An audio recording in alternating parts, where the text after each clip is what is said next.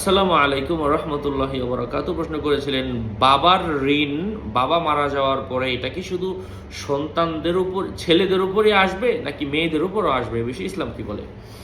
যদি বাবা মারা গিয়ে থাকেন, এমন অবস্থায় বাবার মৃত্যুর পর বাবার রেখে যাওয়া সম্পদ বন্টনের পূর্বে বাবার রেখে যাওয়া সম্পদের 1/3 মাধ্যমে যদি এটা বিক্রি করে হলেও ঋণ পরিশোধ করা যায়, ঋণ পরিশোধ করে দেবে। ওটা কারো উপরে আসবে না, বাবার সম্পদ থেকেই এটা পরিশোধ হবে।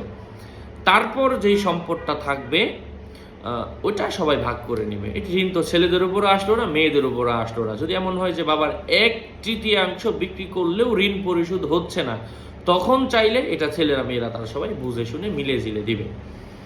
তারপরেও যদি সম্ভব না হয়, তখন যার থেকে পাওনাদার তাকে কিছু কিছু দিয়ে আল্লাহর রাস্তায় মাফ চাইবে। হ্যাঁ। আসসালামু আলাইকুম ওয়া রাহমাতুল্লাহি ওয়া বারাকাতুহু।